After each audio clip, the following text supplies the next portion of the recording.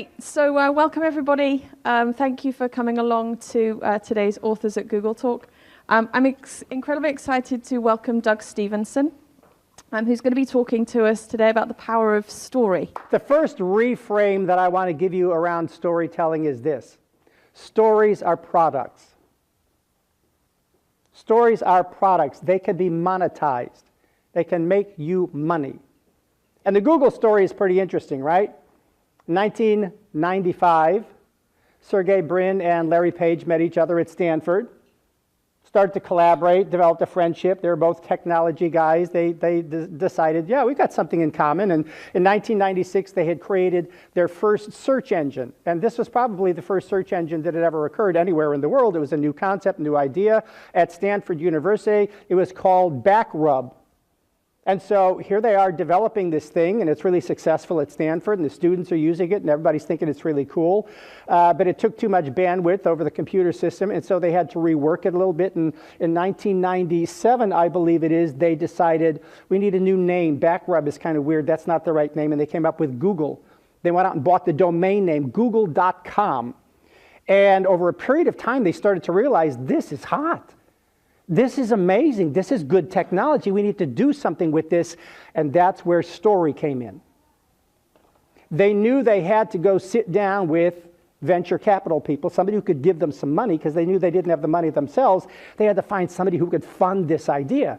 And so they went out and they started talking to different people. And they ended up getting lucky. There was this guy named Andy Bechtolsheim at Sun Microsystems. And they sat down across the table with him and they told the story of a vision they had for a search engine technology that would allow people to find any information anywhere. Now, this didn't exist outside of Stanford at that time, and it was a new concept and a new idea, and they had to paint this picture in Andy's mind of what this would be. They told the story. They walked out of that meeting with a $100,000 check. Are stories products? Did they sell that story? Did it monetize their business? Yes. Storytelling in business is very serious business. Literally, story is the most important communication tool you can have in your tool belt if you want to be memorable, if you want to be persuasive. Now, if you don't want to be memorable, if you want to just flap your lips and say a whole bunch of stuff in a room and people walk out and go delete and they go on with their business and nothing changes, then you don't need story. We don't remember things that aren't emotionally charged.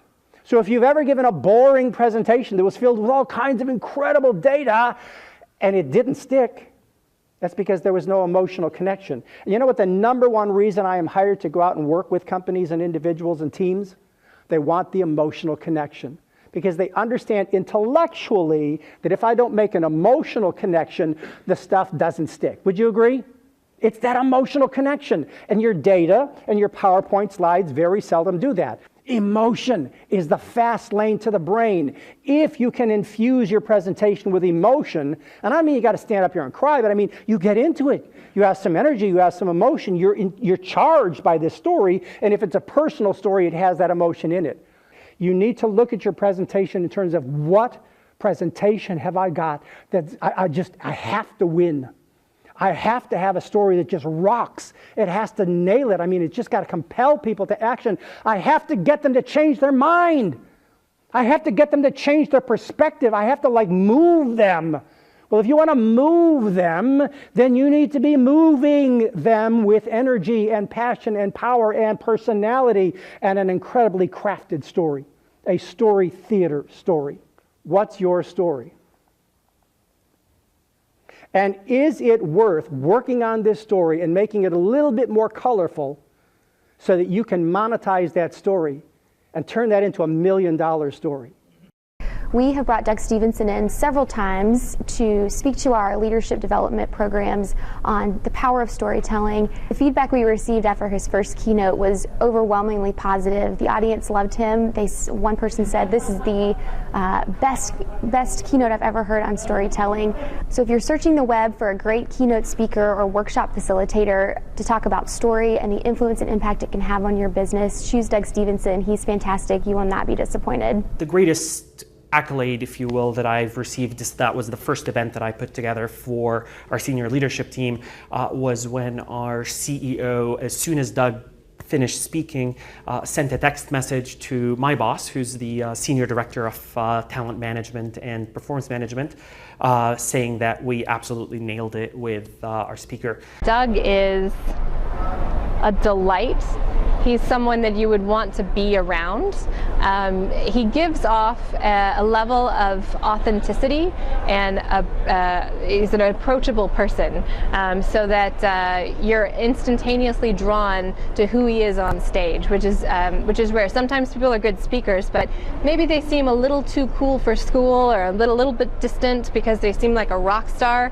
Doug is clearly a rock star, but he's an approachable rock star. That's what I would describe him as. Approachable rock star.